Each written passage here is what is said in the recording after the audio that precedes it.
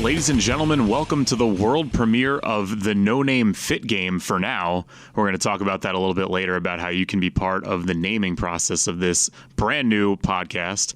My name is Andrew Imber, and let my partner introduce himself. Hello, I'm Elliot Brownstein. A lot of you know me as EL on the Coquel Show on 640 The Hurricane.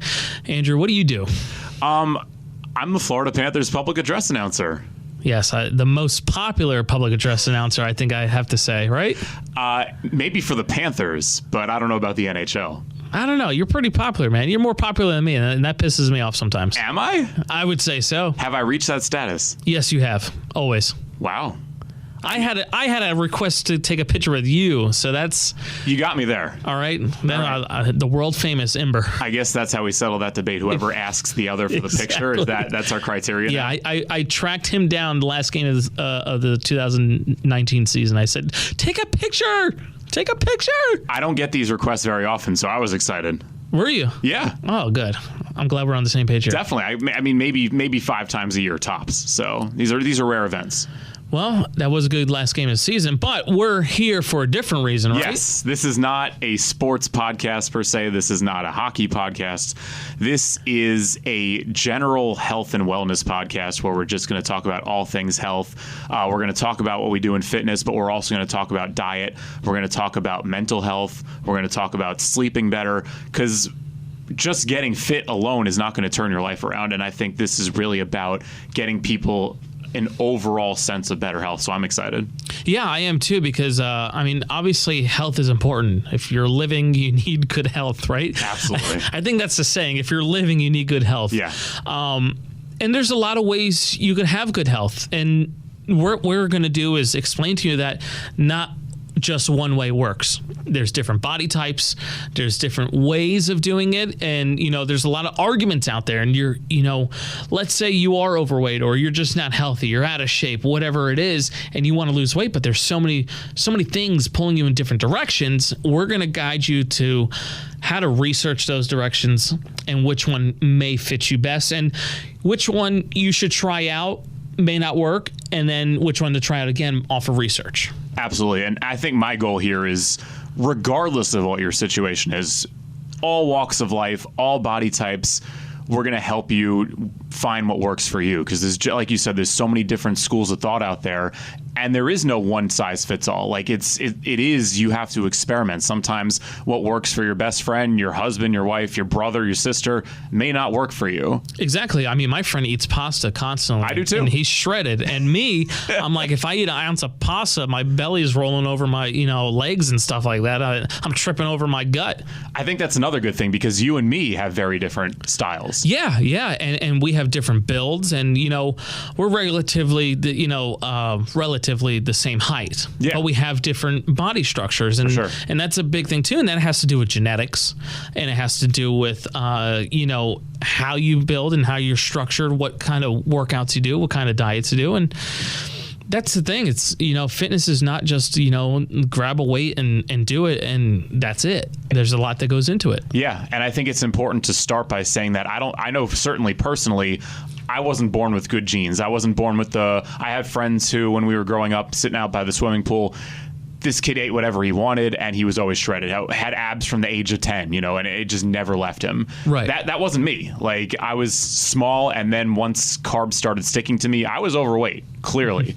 And so I think it's important to say, like, we weren't gifted these incredible genes, and that's why we're, in good health and stuff like that. It takes a lot of work, but you can do it regardless of where you're starting. Yeah, I mean, for me growing up, I was a chunky butt, and then I slimmed out and shot up to, I've been the same height. I'm 6 foot. I've been the same height since 6th grade. And I could prove it because I have jackets that still fit me from 6th grade and sweatpants. But I was thin. I was like 145, 155. And then after, I think it was like right when my son was like, in the womb, I just started eating everything. And then I just got fat, and I don't know what happened to my metabolism, but it switched at the age of 20. Yeah. And so, my legs were always big and built, but, I was shredded. And then all of a sudden I was, a shredded cheese pack, I don't know what happened.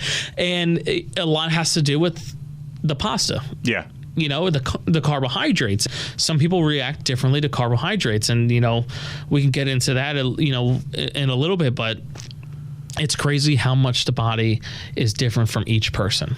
And I think you might have oversold my height ever so slightly, because I am just 5'8", so there is a little bit of difference between us. But I actually have a very similar story. I also stopped growing in middle school, and how I can prove it is a little bit different.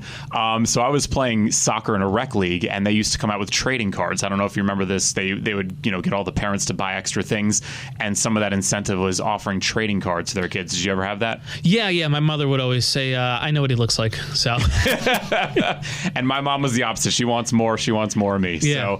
So we got trading cards, and I was growing like a weed at this point, man. I was 5'8", but I was 5'8" and a quarter maybe. And I was like, you know what? By the time these trading cards come out, I'm going to be 5'9". So I just put 5'9" on the trading card. So my 13-year-old trading card has me at a taller height than I am right now.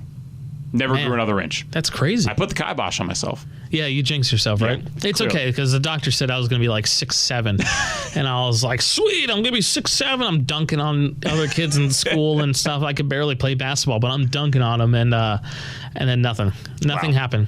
You can make a career out of that. And then I'm kind of shorter, depending on the day, depending on how my back feels, because of all the injuries I've had. So I'm like between like 5'7" on the hunch, and then 6 feet when I'm feeling good. Right. Wow. Yeah. Yeah. So there's a lot of things wrong that I've done growing up, but well, I think it's important that we introduce ourselves by talking a little bit about our backgrounds in fitness, so that we are average Joes, but we do have some credibility at this point. So it's not like it's just some people who like fitness that are coming at you. Now, personally, I have my National Academy of Sports Medicine personal training certificate, which is one of the higher esteemed places out there. So I take pride in that background. I've had it since 2014. I also have my fitness nutrition specialization, which I got a couple of summers ago because I really got into the whole diet part of it, and I really wanted to get a little bit more of the science behind that. So I have my personal training cert and my nutrition cert.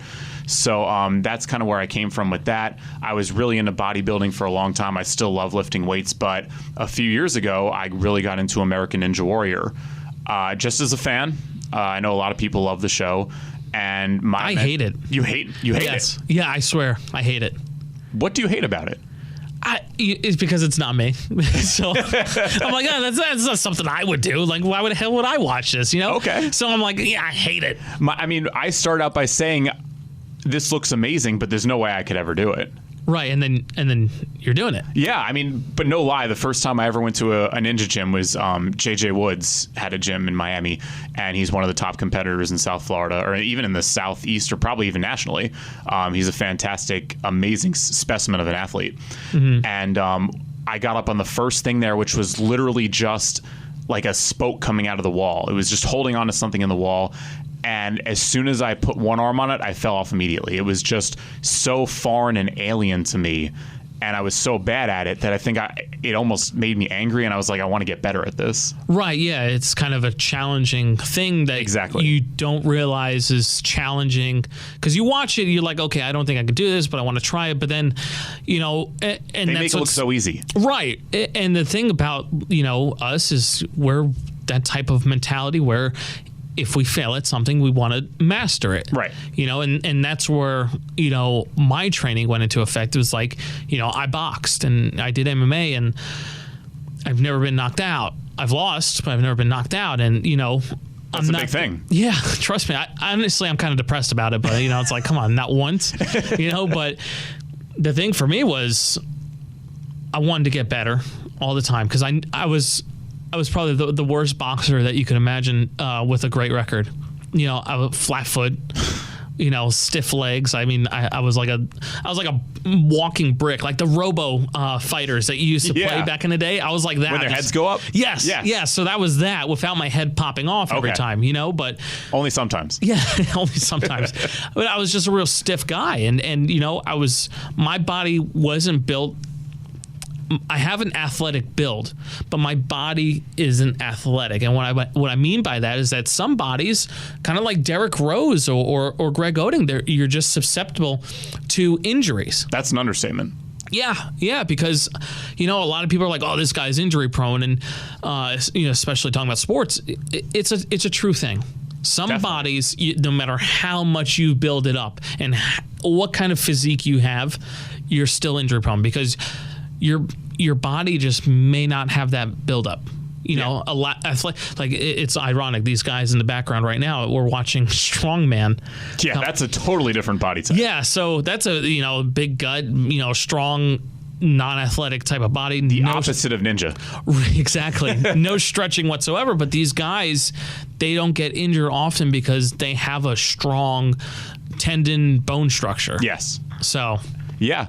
And I think, talking about injuries and stuff, ninja's a really easy sport to get injured in because there's just so much body weight stuff where you're just all your weight is supported by your shoulders and your rotator cuffs and all these dangerous areas that can be prone to injury. But I actually, after struggling so mightily at the beginning, actually started to get better at it, and I got accepted to American Ninja Warrior Season 9. I got to compete in Daytona Beach, one of the craziest, coolest experiences of my life. Unfortunately, I haven't been able to crack the show since, but just having that experience was mind-blowing. And it just being there, right? Yeah. And it's just, I love being able to train in different ways. I don't just lift. I don't just do ninja. I play soccer. I rollerblade. I love taking my influence both, and we'll find this out later with diet too. Mm-hmm. I just love taking a lot of influences from a lot of different areas because I feel like when you go all in with something and you cut out 75% of everything else, it's dangerous route to go. Yeah. And it's funny because I have done different styles of weight training and dieting, I think, for the last 10 years. I've had different body types, different body styles. Yeah. And it's funny how much you could shift your body like that. Like I've had the wide back with, with the slim waist look. I've gone to the squared body look with the, squared out chest and thin back with the thin core.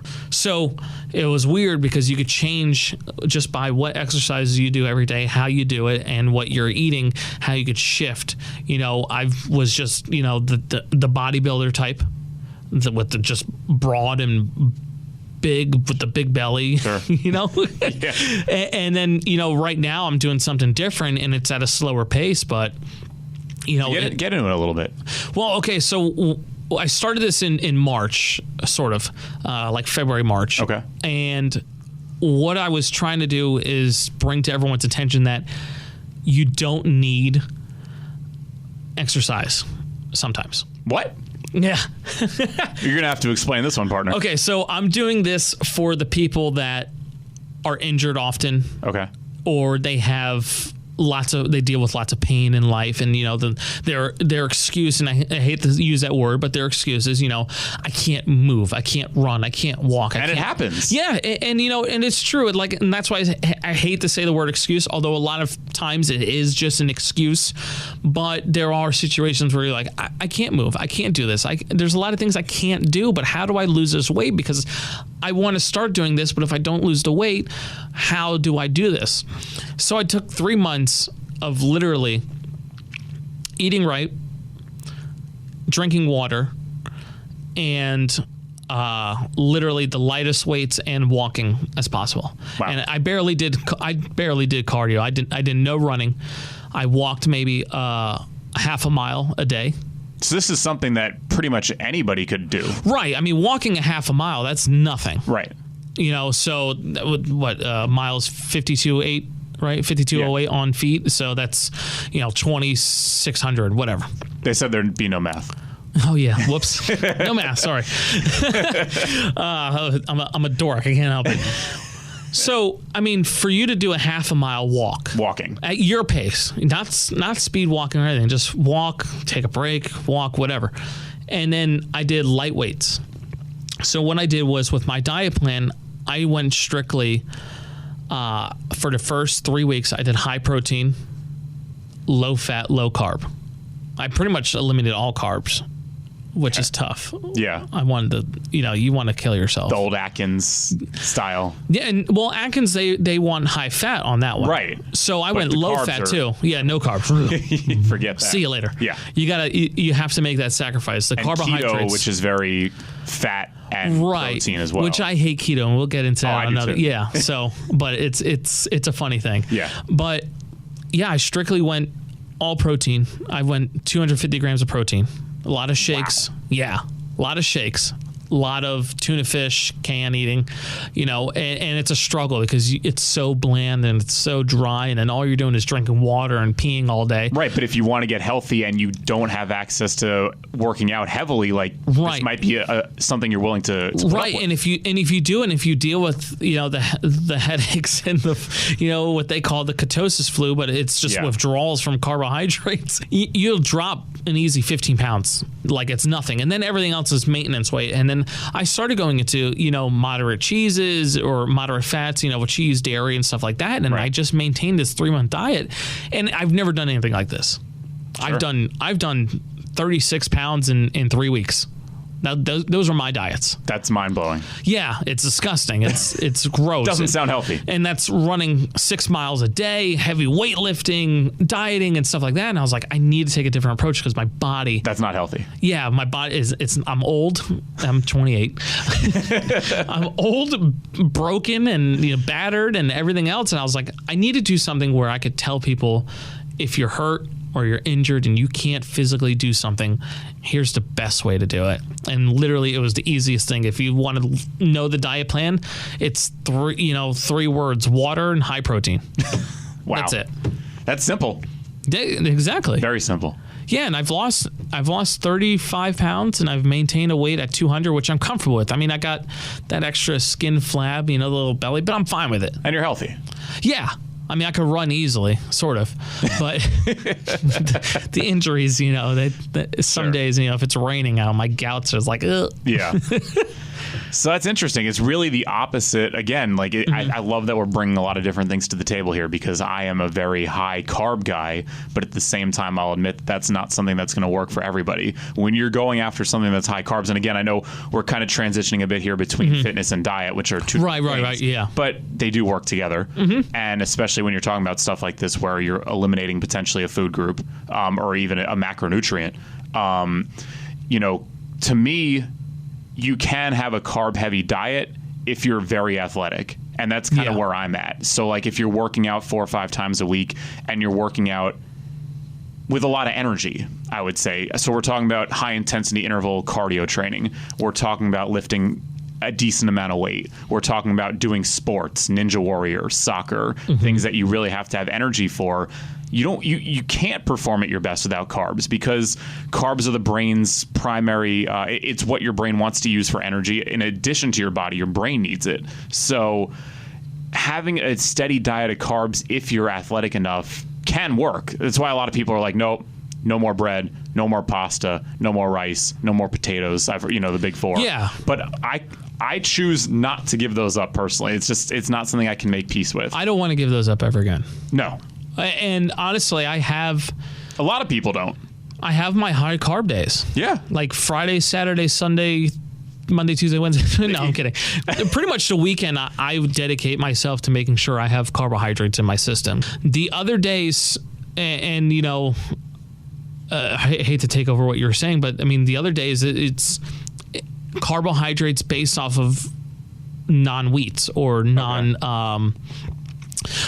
starches, non-starches. Sure. So, the rice, potatoes, the pastas, those are bread, heavy in starch, and bread, yeah. So I try to avoid those because, a lot of people are like, there's no difference in carbs. A carbohydrate's a carbohydrate. But the difference with, let's say, a superfruit, like raspberries, pomegranate, and acai, and all those other heavily acidic, gut-wrenching pineapples. They're healthy though. They're good fruits. They're high in carbs, but they're water-based. And strawberries, very water-based. Yeah, exactly. I'll eat a whole gallon of strawberries if that's the proper way to say it. I mean, the whole carton. But I'll eat those because the sugar gives you the energy. Yep. The carbohydrates gives you the carbohydrates you need for energy as well, and it's not starchy, so it doesn't sit and soak in your stomach. Because when you start drinking 2 gallons of water a day, like I do, or a gallon to 2 gallons, the carbs stick in you, and then you feel drained. I had pizza last night and I passed out at 6 p.m. I had pizza too. Did you? What kind? Mellow mushroom. Oh, I love mellow mushroom. They're very good. Yes, they are. They're down at 2 locations in South Florida. I don't know why. They need more, I would say. They've been closing down. There used to be one in downtown West Palm Beach. It's gone. The one in downtown? That's the one I was at. Clematis, right? Yeah, gone. Oh, man. Now it's just downtown Delray Beach and Wellington. I can't do that. That's too far. I'm in Boynton, so it's not a big haul for me. But outside of that, you got to go north. Well, yeah. The other one's, I think, in Cocoa, right? North? Yeah. It's, Tampa, I remember. I mean, it's crazy. Tampa. Jeez. North and West now. Maybe Fort Myers. You gotta make a haul for it. So you gotta have good pizza though. You can't have Little Caesars. No, if you're doing a cheat meal, which I firmly believe in, because otherwise you're gonna go crazy. It's got to be something that's worth it. Oh yeah, you can't just have McDonald's. I eat good pizza. Yeah, me too. I mean, I'm from New York, so pizza's okay, I'm not eating Domino's. Sorry. Right. We got to jump back into this carbs thing because I'm actually pizza. If there's one diversion that's worth it, pizza's always worth it. So I'll give you that. But I'm Mr. Carbs. I mean, call me Mr. Carbs. I mean, that I'll accept that nickname all day because I will have exactly what you're saying will stick with you. Because I drink plenty of water too, but I have bread every single day. I have pasta probably 3 out of every 4 days. I have rice as a side dish at least every other day. I have potatoes potentially every other day or more. All the time. There might be a day where I have all 4 of those in the same day. And I'm looking at you like you're disgusting right now. Because I can't do it. I'll feel the bloatation. But can we copyright that? The bloatation? Bloatation, yeah, we'll do that. A bloatation. Trademark that shit. Yeah. So my thing with carbs, though, is they have to be the right carbs. So I'm not eating white bread. I'm eating whole wheat bread. I'm not eating white pasta. I'm eating whole wheat pasta. I'm not eating... I am eating all types of potatoes, but that's a different realm. There's sweet potatoes, baked potatoes, and they're good for you in their own sense. But yeah, I'm not eating white rice. I'm eating brown rice. I'm eating black rice. I'm eating... That's my favorite. Forbidden black rice is amazing. Yeah. Wild rice. So the difference, though, is that they give you fiber. And I am a 100% believer that our health originates in our gut. And when your gut is happy and your gut health is good... My gut's huge. It's all the more reason, right? Right. Plenty of space to get that good gut health. So, but gut health is so important. I take a probiotic every night, which the gut loves. And there's so many good things that happen when your gut is happy, whether we're talking about just your immune system is better, regularity and therefore not feeling the bloat. These all happen when you're getting a good source of daily fiber, which comes from your whole wheats. So to me, if I cut out all whole wheats, I think I would have an issue. Really? Yeah. And see, that's the thing is what's the best vegetable that's out there? Is there a consensus? I mean, it's a pretty accurate statement. Reveal it. Broccoli. Okay. Hard to argue it. It's a good carb. And it's high in dietary fiber. So, and that's what you're going off of is the fiber. Of course. So, and I'll give you that. So, if I replaced some of these carb meals with broccoli, I would probably have 1% less body fat for sure. I would be slimmer than I am. Right. And the thing with fiber and dietary fiber is that's what makes you feel full. So a lot of people who are like, I eat lettuce and I had a salad and I just still feel hungry. Well, that's because you're not getting any fiber. Iceberg lettuce is probably the worst thing to eat. Besides the fact that it's just water, it's bad for you because you get hungry. And then it's good for you to eat. That's fine. But when you're eating something with no nutritional value and you add a little bit of salad dressing on there or you add the extra goodies that's in there. That's when it spirals. Right. And it's just like beer. You could drink beer and that beer's technically fine. And this is proven accurate. Beer's fine, but it's what you add with the beer that makes it detrimental and makes you get that beer belly and stuff like that. Most people drink beer with burgers and stuff like that, Interesting. So this is something that we're definitely going to vary on because believe it or not, I don't drink and I've never drank. Neither do I. I can't drink beer. I feel bloated and I feel fat, but for some reason it's still a healthy thing to go by. You've heard that beer is healthy? Yes. Interesting. Yeah, I swear. How much though? I mean, in moderation. Of course. I mean, don't kill yourself. don't go out there and buy a 9-pack and be like, Elliot said it was healthy. Remember, Elliot did, not me. Yeah, right. I mean, technically you're a certified nutritionist, but off of what I've studied, and like I said, there's I'm not a nutritionist, certified nutrition specialist. Nutrition. Sorry, there's a difference. Let's clarify that for lawsuit value. Certified fitness nutritionist. I know more than some, not than actual, people who went to school for years and scientific, all that blah, blah, I know blah. crap. Okay, so whatever you're compared to Elliot, yes, I'm the nutritionist. I know crap because all I do is research YouTube and read books. There's a lot of good information out there. Yeah, I mean, and but at another point, everything is debatable. Right. I've just personally never heard that beer is good for you. As long as you eat, you see people drink beer. Of course. I mean, how many fit guys you see go out and have a couple beers or go drinking? 99.9% of them. Exactly. And that's the thing is, what do they eat with their beer? Something healthy. Maybe they go out and have a burger sometimes and stuff like that. But, these guys I know that are fit and like ripped and jacked and like really kick my ass. These guys, they probably drink every night. They party. They're living the best life, but they're eating their broccoli and tuna fish. So their version of cheat meals, because cheat meal doesn't really recognize what it is. It just recognizes that there's more calories going in. So if you say, I want to spend these calories in pizza like me, that's one thing. But there are people who say, I'll have a salad and I'll spend my calories in alcohol. Yeah. Which happens. Pretty much, yeah. And, alcohol still is low on the content compared to a baked potato or to a, lasagna, triple cheese stuffed, Sure. But I mean, and that's why when people always ask me for my diet plan, I write down high protein, water, low fat, low carb. Interesting. And a lot of people get PO'd at me. Because I would write something completely different.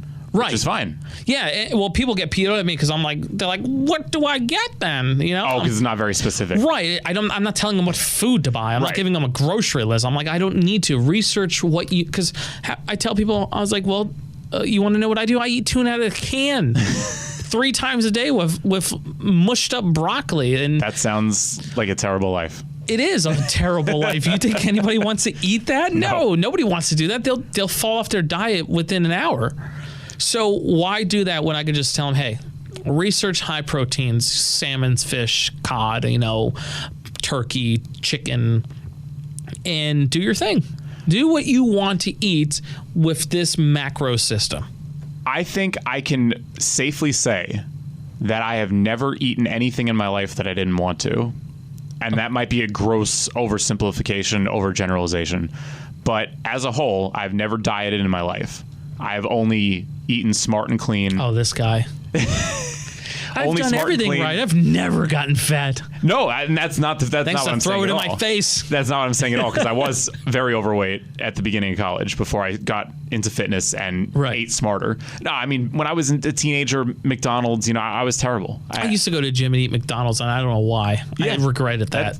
That's an interesting combination. Yeah, oh yeah, we would go to the gym every single day and pound like 20 nuggets and like 3 Big Macs. Wow, there's got to be a name for that. It's called being an idiot. It's unhealthy. Either that or somebody who really wants to win the McDonald's Monopoly game. Exactly. Oh, yeah. Oh, when that Monopoly happens, see you later. When I was a kid, what got me into McDonald's was teeny Beanie Babies, because I had to collect them all. Right. And McDonald's Monopoly. See, my thing was getting into McDonald's was the Egg McMuffin sandwich. I hate my mom never having money for McDonald's, so it was like, I need to have it. It was like heroin up there, It's like, where is it? But what I was saying is that you don't have to diet in the sense. I fully understand and realize that there are people who, if they don't go all in or nothing, that it's not going to work for them, and that's totally okay. But I'm telling you that you can get healthy and you can succeed while eating what you want for the most part. Yeah. I don't struggle. I take, when you talk about this tuna fish in a can and broccoli, there are other sources of lean protein. I do not suggest that to anybody. There are so many ways to cook organic chicken that's very lean, great quality of protein. I used to boil my chicken to do. And people do that. Oh. not the best way to do it in terms of taste. Listen, if you want a really bland diet plan, just do what I do, and hopefully you live through it, and not hurt yourselves. It's so gross. But again, I'm all about, as I said before, taking influence from every walk of life. So I understand there are a bunch of people out there who they heard the chicken thing and that's not me. I'm vegan. I'm vegetarian, whatever they are. And I take a lot of my advice and examples from the vegan community, because I have a couple of my best friends are vegan.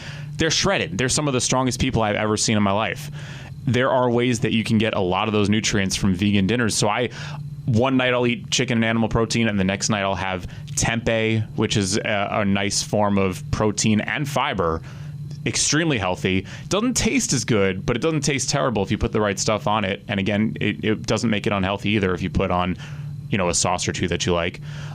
So what I'm saying is there are options out there, vegan or otherwise, that dinner can still taste good. You can still have options. You just have to find the right recipes, man. And they're out there. And that's something we're going to get into on this show. If not later than on another episode, is we're going to bring in some recipes of the week for people to try out so that we can show that eating healthy can be delicious too. Do you meal prep? I don't classically meal prep. I'm not like a guy who on Sunday is going to bake 18 pounds of chicken and get 17 different containers and put them, spread them out and chop them up. Yeah. And so not in that sense. I might plan a little bit in my head. Okay, Monday I'm going to have this. Tuesday I'm going to have that. Right, yeah. But I have fully respect for people who have a little bit of an insane schedule where they're working crazy hours and they just don't have a lot of time. I can't do it. You don't meal prep? No. I do. I plan something out. Like I'll go to the store and be like, yeah, I want some healthy stuff. That's. I think the closest thing I do to meal prepping is buying apples, because I eat literally an apple or two a day. Okay. Because I'm trying to keep that doctor away.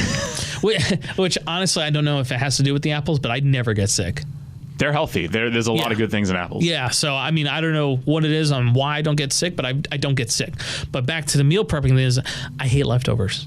Flash forward to next week, Elliot's going to miss the show with the cold.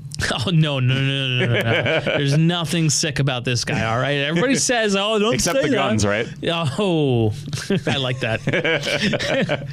But yeah, I can't eat leftovers. Leftovers is such it's a gross thing to me. Interesting. Yeah, and that's another reason why for my weight loss or my weight gain a lot of the times was I can't stand leftovers, so I would... You're not going to have a line of healthy meals in the fridge, so you're going to go grab something, and that might not be the best choice. And not even that. It was me over cooking food, making too much, and being like, well, I'm not going to save this. And I'm not going to throw it. Yeah. Oh, I force fed the crap out of myself. Are you kidding me? Oh, whatever. I'll just eat this. And then then your girlfriend's like, oh, I can't finish. Well, don't waste any food. Just save it. No, I'm going to eat it because I can't eat leftovers. Wow. Yeah, it's a sick thing in my head, but I can't do it. Is there such thing as a fear of leftovers? There's got to be a term for that, because it's a term for every fear. Leftover phobia? I don't know. Okay, so we said we were going to try to figure out this fear of leftovers condition. I'm not sure there is actually a term for that, which blows my mind because there's something for everything. Right. As this mashed article here says, the most bizarre food phobias you won't believe are real. We're going to run through a couple of these real quick. I'm curious if you have them. I'm sure I have some of these. Acerabophobia is a fear of sour things. No. Not at all. Heck no. I'm a Sour Patch guy. Sour candy was my my vice back in the day. Oh, man. It's definitely not that. Favorite sour candy, then? Oh, man, I'm going to need a second on that. I don't know if I have it. Because there's Warheads. Warheads are great. Sour Patch Kids. Unbelievable. The Sour Patch Kids watermelon. Sour Skittles. Dads. You know what I used to love? And they were brief? Sour Starburst. Oh, yeah. Those are good, fantastic. too. You know what's actually really good, too, is the spicy Starburst. Have you tried that? That I haven't tried. It's like hot sauce. I feel my acid reflux already starting. Oh, it kills you. Yeah, forget that. Yeah. All right, let's run through the next one. Ovophobia, fear of eggs. Yes. You do? Yes, and because I'm technically allergic to them. Oh, well, I guess that qualifies. Yeah. I love eggs. I'll eat them, but it's a weird allergy. We'll get into it after that. Okay, it's a good protein. So yes, but wait till you hear what I have to deal with when I eat eggs. I can't wait. Turophobia, fear of cheese. I think both of us confirming we love pizza kind of eliminates that one from the list. Yeah, definitely. Carnophobia, fear of meat. I don't think either of us suffers from no, that either. I'll eat a steak in a minute. Here's a new one, and I'm not even going to try to pronounce this one. Fear of spoons. Fear of spoons. That might rival your leftovers one, but... Yeah, but... No, dude, I'm a spoon guy because I can't stand people that use forks for rice or fork for mac and cheese. I'm a big through, right? Yeah, yeah, thank you. Right? People don't understand why I get so angry. I'm like, I need a spoon for this.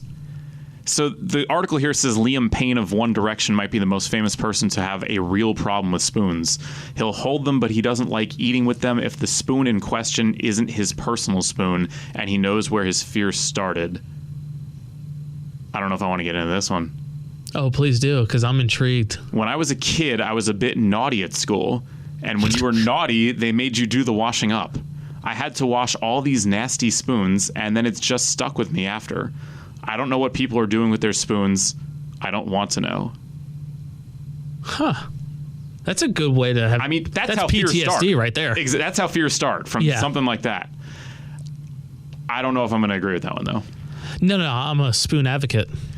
Fear of cooking, which I don't think many of us in the fitness community have. No, I'm a cooker. Love cooking. Cybophobia is just the fear of food, which is a major problem. What are you eating? That happens, though, right? I mean, eating disorders and stuff probably originates from cybophobia. Oh, yeah. So probably like bulimia and anorexia. Sure. Right? Lachanophobia is the fear of vegetables, which I have at times suffered from, especially in my youth. I hated vegetables. Oh, yeah. Every kid has that, right? Right. Oh, broccoli. I still have some of that to this day. Oh, I hated broccoli, but now I love it. Now, this... I'm going to slide the phone over to you because I want to get your best pronunciation of this one. The fear of ketchup, which I hate ketchup. And I love ketchup. I would have it on just about anything. Listen, my best friend, James, or Jimmy, all he does is send me ketchup. Like him pouring ketchup onto everything. Let's see. No, I am... It's like when we get a new prospect. Why would they not just make it normal? How would you say it? Mortuise quis phobia. That's the best I got. Oh my God. It's rooted in the Australian slang term dead horse. What does that have to do with ketchup? Which is down under speak for tomato sauce. What? It's the sight, the smell, and the taste of everything. I don't know. That's weird. I hate ketchup, but I can't say it. I can't say I fear it. I love ketchup. Everything about ketchup. It's gross. Fear of swallowing. That's an issue. That is definitely an issue. Fear of chewing gum. Chiclophobia. That's got to be made up. Oh, I have a sick thing with chewing gum. I can't have chewing gum either. I love gum. If I have, it's a weird OCD thing. Okay. And we'll start talking about mental health. Later on in the future of our podcast and stuff like that. But so I have obsessive compulsive disorder. Okay. And one of my things is I'm very compulsive with gum. I chew the gum. The minute it loses flavor, I swallow it. Pop in new. Swallow it. I swallow it. See, that's hilarious because I have definitely some OCD too, and I would be afraid of swallowing the gum. Really? Because I'd be like, what's going to happen inside of me? Oh, no, I'm just like, swallow it, put some new one. I could finish a pack of 24 gum in a day, maybe less than 12 hours. And that's so funny because I'm checking, with my OCD, I'm checking the wrapper to make sure I've spit the gum out and I haven't swallowed it. So we have the exact opposite. That's amazing. Yeah, that is pretty cool. We're going to talk about mental health a lot on this show because it's very real. Mainly because of me. But it's something that almost everyone has something. Oh yeah, I would say so. Like I would. But it's manageable. Yeah, and there's no such thing as normal. I agree. Right? Yes. Yeah, I agree. I mean, we got somebody that's afraid of spoons, and he's a famous singer. And he's normal. Yeah. Xylophobia is the fear of wooden objects, which they named after an instrument for some reason. That makes sense. A xylophone is mostly wooden, right? I would think so. Except the kids one, the little metal. All right, this one, fear of peanut butter. I'm one of the world's biggest peanut butter lovers, so that... Yeah, funny story. Pieces. I've actually had a PB&J sandwich before, I would say... if not every single Panthers game that I've ever announced. Really? Maybe all but one, maybe the first one, because I was scared out of my mind. Probably couldn't have kept anything down. Sticky mouth? Were you that afraid of? No, I probably just couldn't eat because I was just you were so nervous? that nervous of my first game in the Wow, pros. I had to eat a cheesesteak before my first Mets game. That was my comfort food. Oh, man. Which is why a couple buttons had to get re-seamed, but... But that's funny, right? They'll say one of the things you don't eat before you announce is PB&J. Yeah. But I have it before every single Panthers game within 30 minutes. And milk. You don't drink milk. Right, that I don't have. Okay, but good. within 30 minutes of every Panthers game, I've eaten a PB&J sandwich. Man. That was my first line on the mic. You're such a strong guy. I couldn't do it. Fear of food touching. I know this is a real one. I don't have this. I have that. Yeah? That's disgusting. Yeah? Don't you dare touch my food. Okay. And fear of heat is the last one. So leftovers didn't make the list. That means we get to crown it ourselves as a term. We'll get back to that later in the show. But yeah. Well, fear of heat? Fear of heat. I don't get that. Strange. Although I do like the feeling of when I open the oven and it burns my face because I don't let the heat escape first. You like that feeling? Yeah, I don't know why. Because your eyebrows are like that close to getting singed. Yeah, my eyes get all watery and stuff.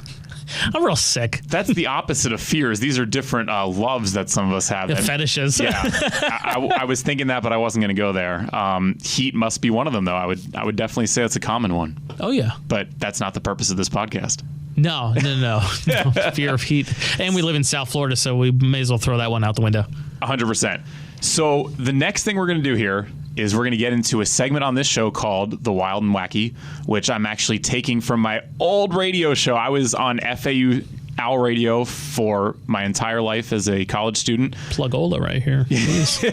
haven't been on in a long time. I miss it. That's part of why we're doing this. But one segment that I'm taking directly from that show, which is mine, so I'm allowed to do that, is The Wild and Wacky. And that is how I used to start my show, with just crazy stories from around the world. We're talking stupid criminals. We're talking, just wild stories that make you think and get reactions at it. The sad part is I know nothing about this. I know about the concept. You told me about it, yes. As we were preparing to set up this, this no-name fit game podcast. Unnamed podcast. Which, by the way, if you want to go ahead and clue yourself into our podcast and give us a name. Yes. Because we can't think of anything. That's the one thing is like we'll talk. We spent weeks. Yeah, and we can't think of crap, We have a couple of ideas that are now going to be segment names, not show names. Yeah, we decided to not make it a show name, but I'm sure we'll think of something. But if you help us out, we'll give you some goodies. For sure. Yeah. So get those ideas in. So I've been blindsided by this. I don't know anything. Yes. By the way, and I do have one for myself. Okay. I can't wait for that. I love when people bring them. Yeah, because I wrote it last week. Awesome. So can't wait for that. But yeah, we got to at least plug ourselves. They got to tweet at us if they want to share some of these ideas. Oh, yeah. Who the hell are we? At Imber Voice for me. IMBER Voice. Timber minus the T. Oh, I like that. Anything? Elliot at Elliot 640 FT. There you go. Yeah, that's it. I'm very plain. So all the stories I found were reported from Weird News on Huffington Post. I always like to cite. This first one is not a stupid criminal. This is just something that I found very interesting. So the title of this story is Saxophone Playing Dad Serenades Cows by the Roadside.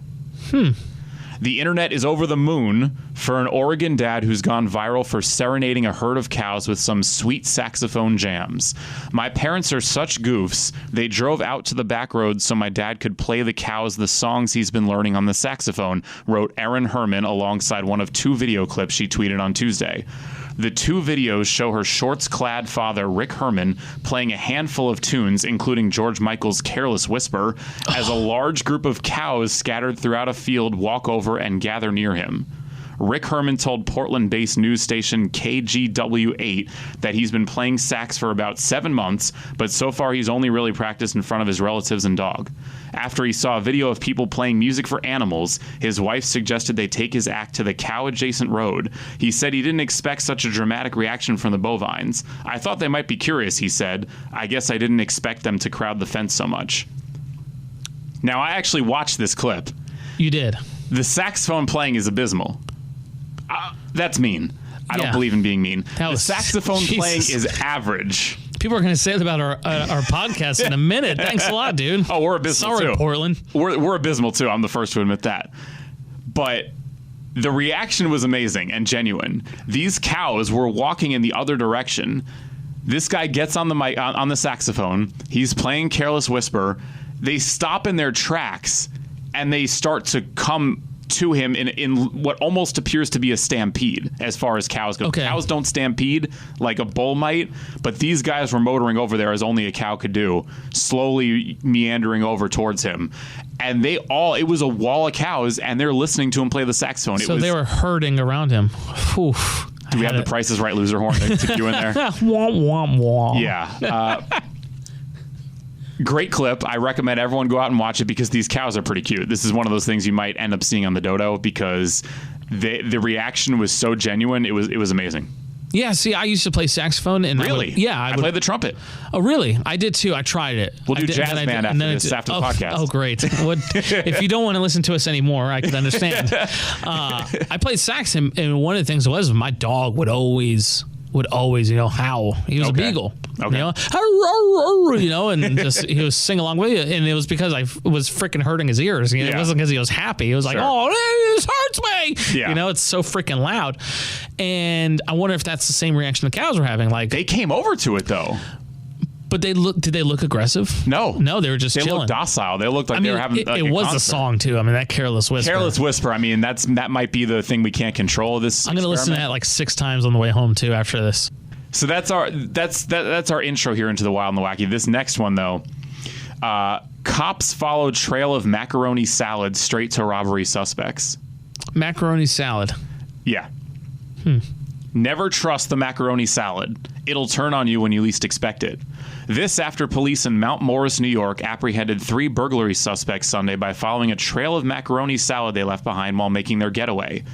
In a release published Monday morning, a Livingston County Sheriff's Office reports thieves broke in and stole a cash register from Build-A-Burger restaurant, along with the establishment's entire surveillance system and a large bowl of macaroni salad.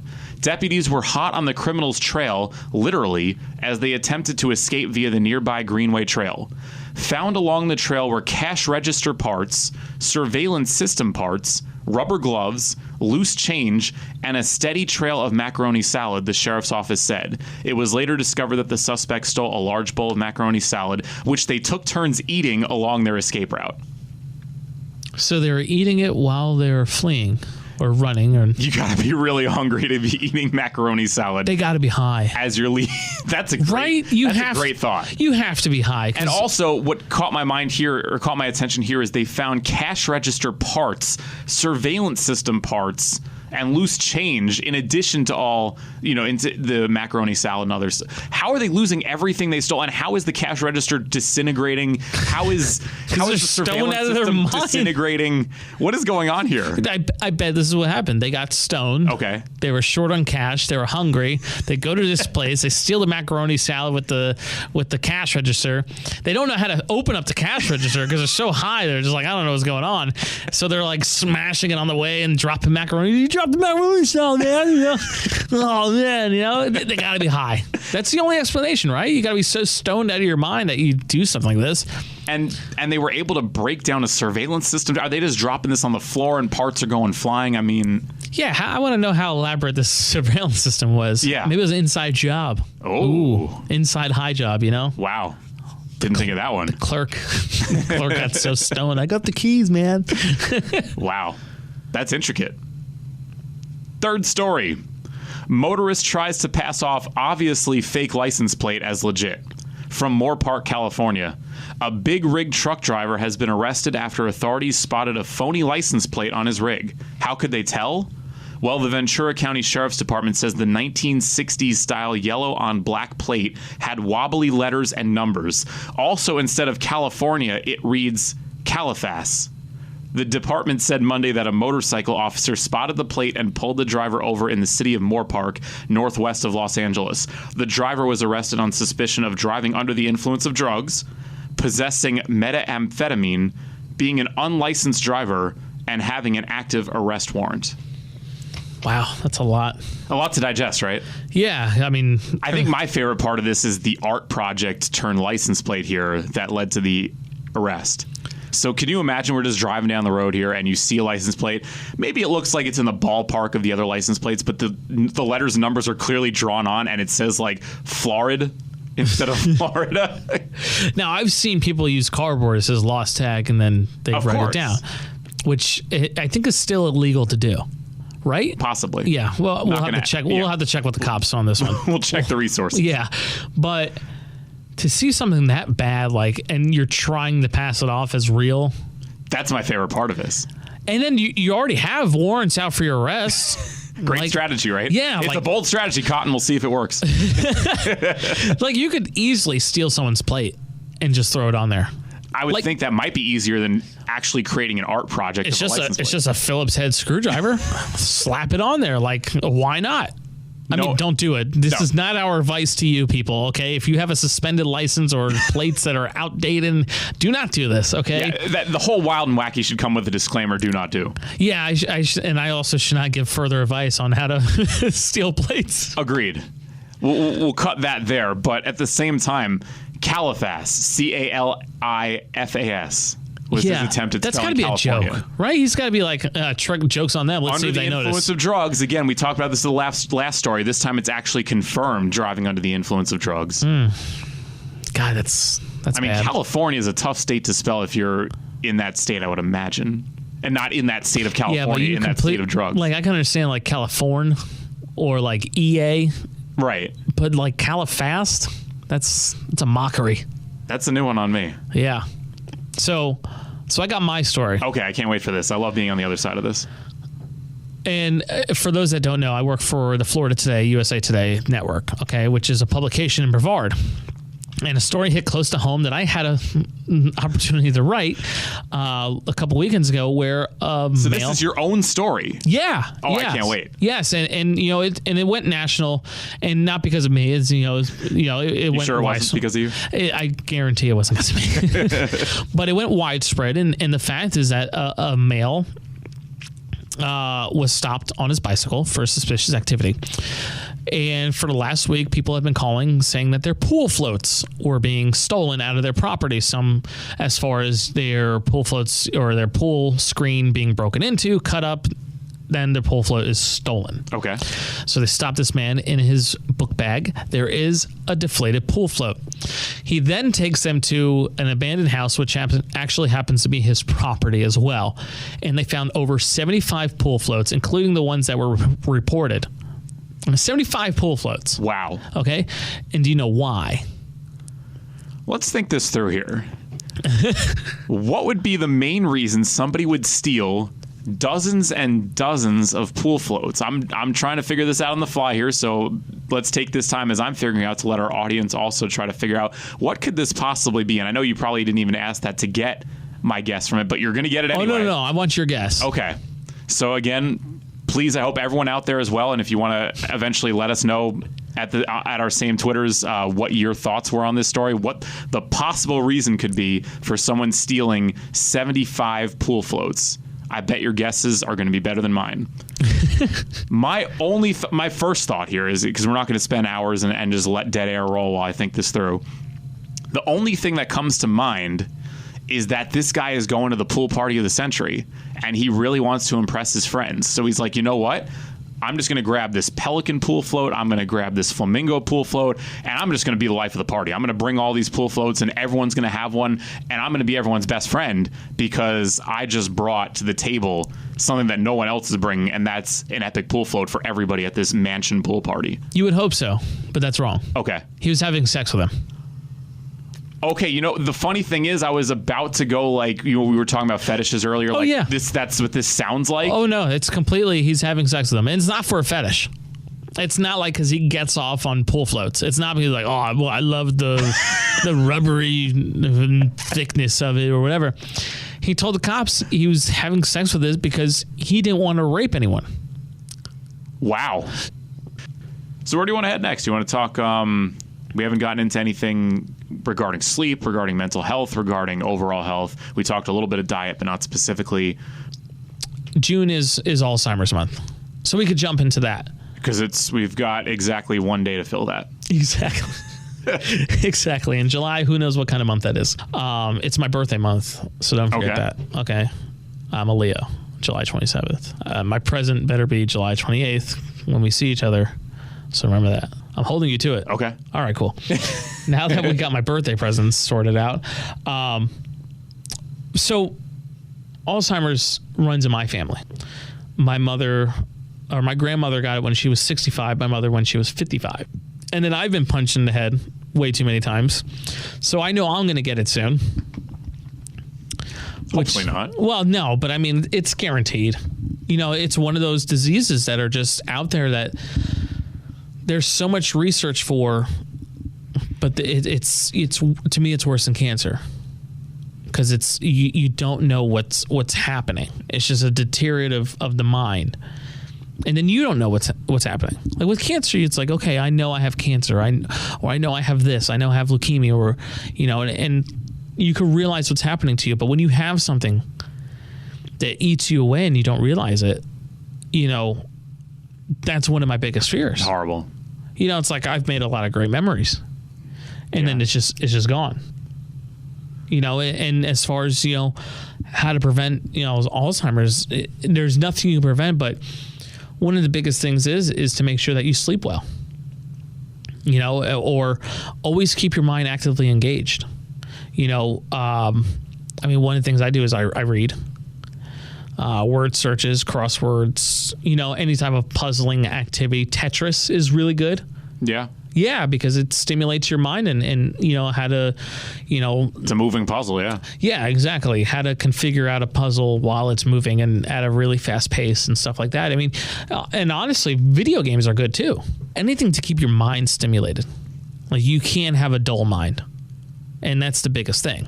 You know, like even gambling is fine because think about like poker, blackjack, stuff like that. They're all games, yeah. Yeah. You gotta strategize. Anything. You know, like I'll play poker on my phone. You know, I'm a degenerate gambler. I'm losing money here. But at least my mind's right. And there are plenty of games, we should mention, that you don't have to actually bet money. Yeah. You can still play poker. So. Yeah. Like World Series of Poker, it's not real money. But I mean, do you have anyone in your family with Alzheimer's or? Fortunately, you know, and it's a knock on wood kind of thing. You know, I've been very blessed. Both my grandparents on one side passed away, and both my grandparents on the other side are currently in their 90s, and they're both sharp. It's really? A blessing. Yeah, their bodies, ironically, are starting to fail them because I know we off air have talked about how it's kind of scary that like as healthcare gets better, they're doing more to help us live longer physically, but it's the minds that they haven't really been able to come up with a lot of cures for yet. Right. They're in the opposite boat. They've been going on so long that their bodies are breaking down, and their minds are there, which is great. When I talk, you know, they live in New York. I talk to them on the phone. You can have a conversation with them about anything, but they can barely move anymore. Yeah. See, if I hit 90, I mean, I should not. Okay. Like my body's going to be like peanut brittle. You never know. You can break the trends, right? Take me out.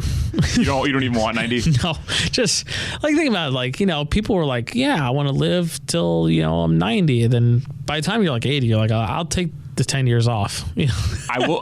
I'll throw my dad here a shout out because he's always been quoted as saying, for as long as I can remember, I hit an age that high, put a Jack Daniels in my hand, and push me off the dock and just send me away. Like he doesn't want any part of that. Yeah, I mean, it sounds miserable, you know, like to be that old. Unless you've been taking care of yourself in an unbelievable way and you've had amazing luck with genes. And if I'm 90 and I'm still going the way I am now, then yeah, don't kill me. But if I'm 90, I've seen some of these grandparents working out at the gym, and they're impressive, man. Like if I sneeze and, you know, my testicle falls off, like I want out. Okay. Like that's the only thing I can describe. Thank you for that visual. Yeah, sorry, but okay, if my back cracks, you know, a little better. Yeah, if I snap a couple necks because I'm sneezing, you know, like take me out. Like there's no reason you should be living. Like my hand's already mangled. Like I won't be able to grip anything. Like by the time I'm 50, you know, I'll have one of those like hand grasper things, like the dinosaur. Or I'll just chop my hand off and go Terminator, or Mark Hamill, like Jedi. What's his name? Luke Skywalker. Jedi guy. I'm a big Star Wars fan. I'm like the Jedi guy.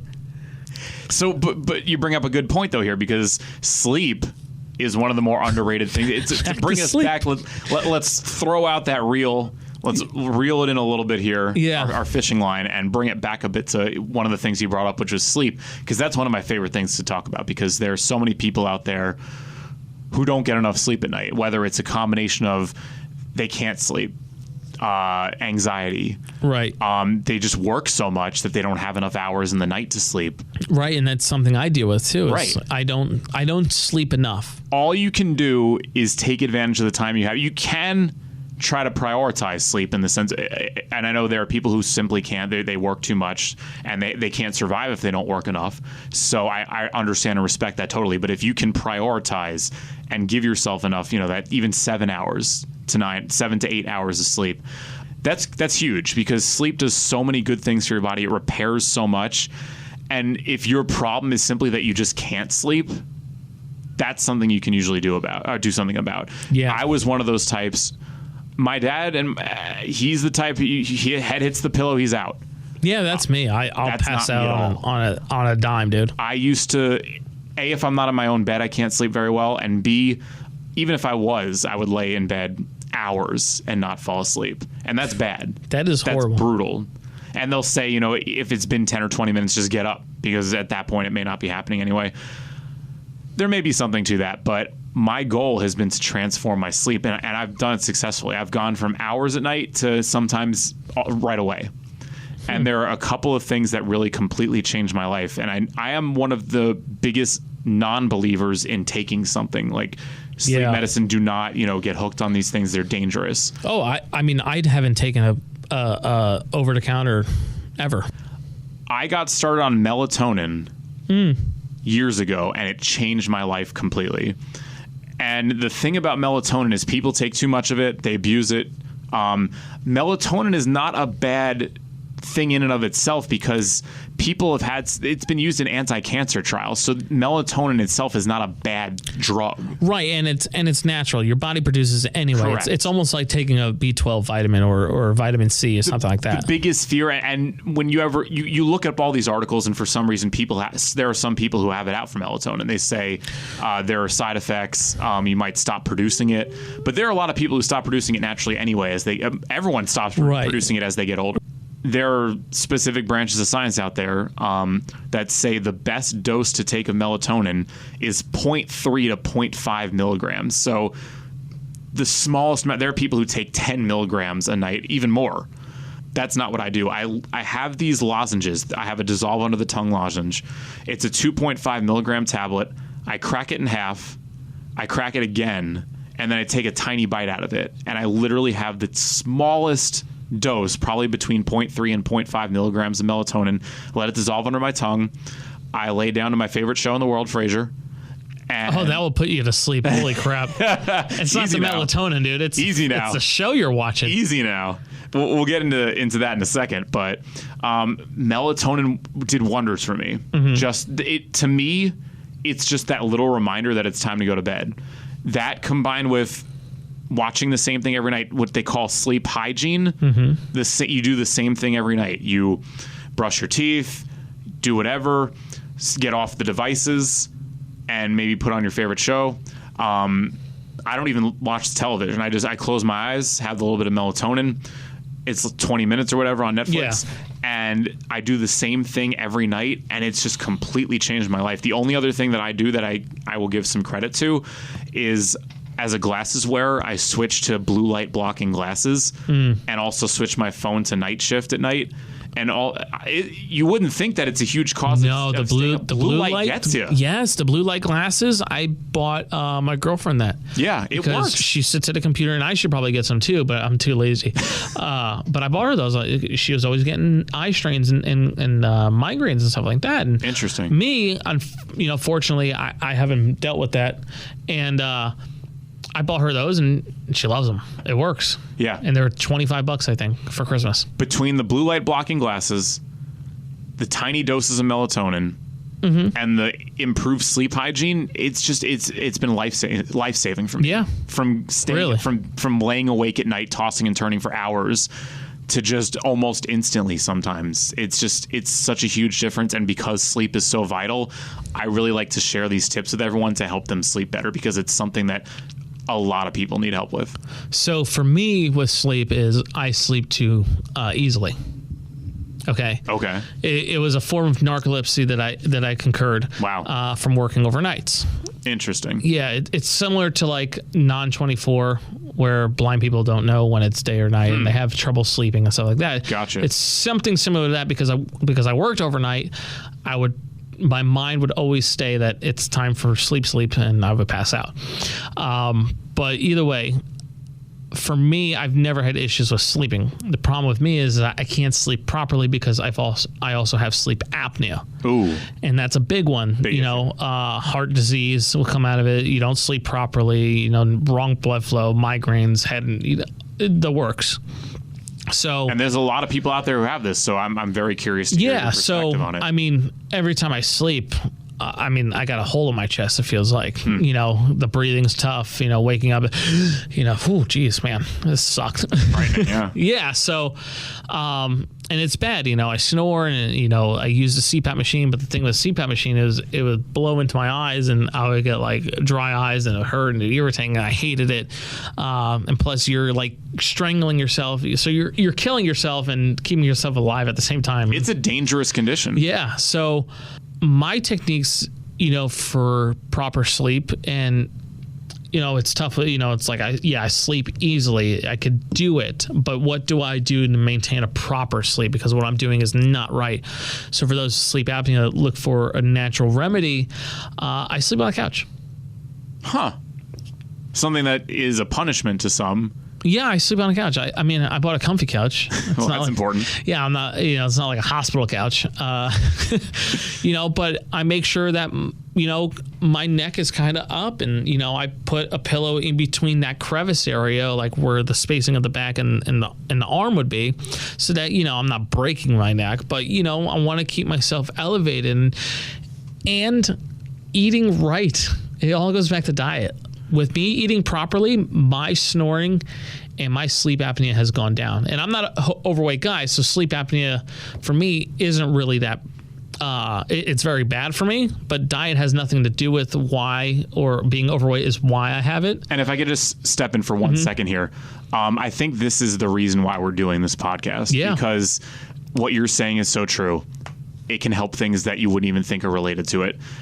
For me, it's acid reflux. I have horrible acid reflux. Oh yeah, I feel you. And it's not because I jump in and I eat peppers on pizza and have a horrible diet. I can get it from eating completely healthy and just the wrong spice hits and that's it. I'm hitting it. Oh yeah. And it's coming up.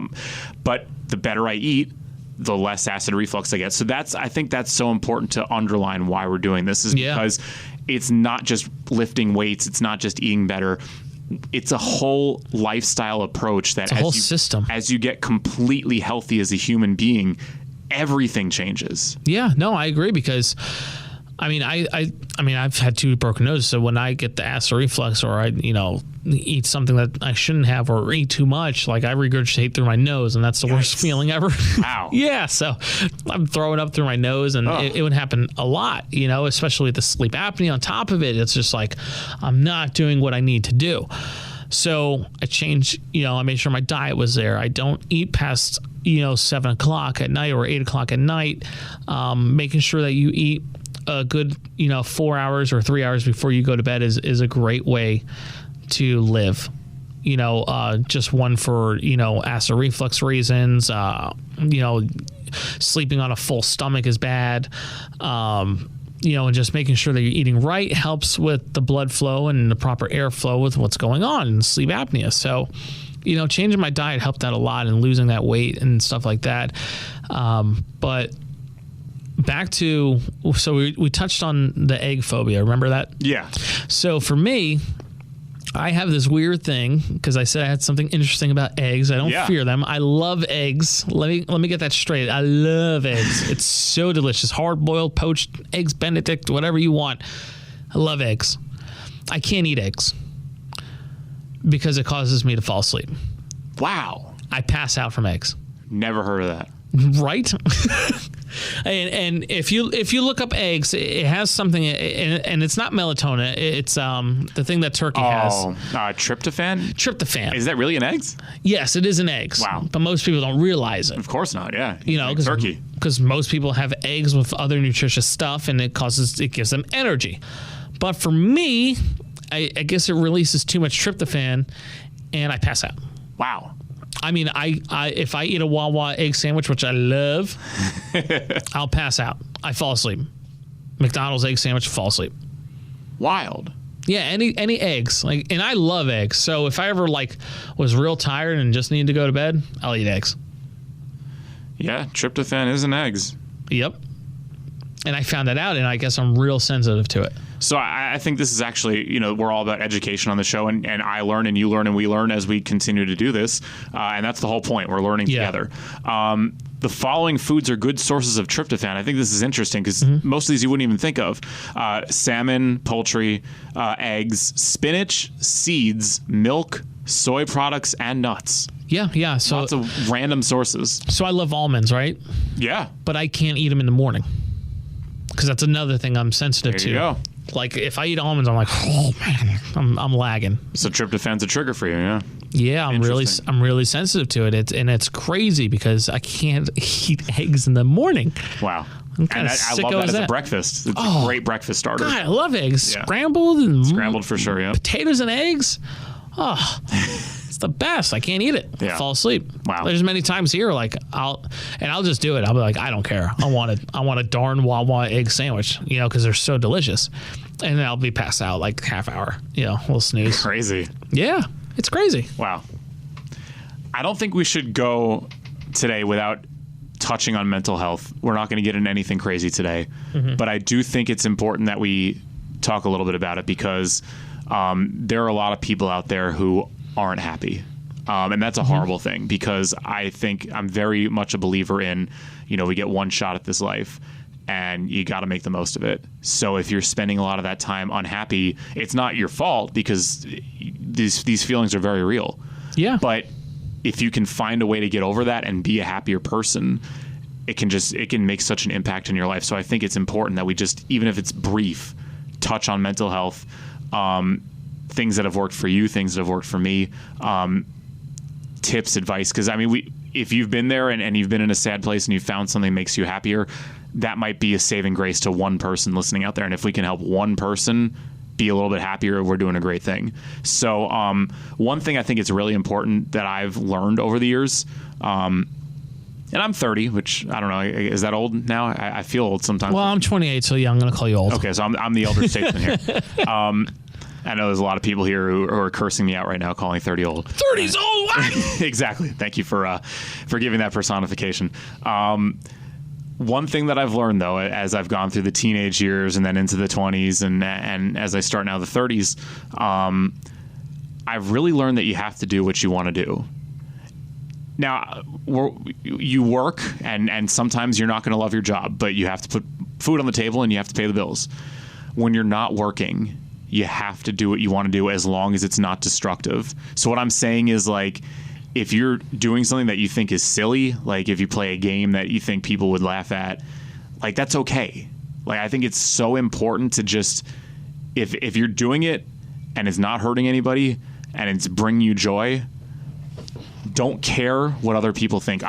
If there's one thing that I've been throughout my life as someone who's never had a drink of alcohol, I don't give in to peer pressure. So if I can lend one word of advice, one phrase of advice, don't care what other people think. Do what makes you happy. And that, I think, makes a big difference for a lot of people.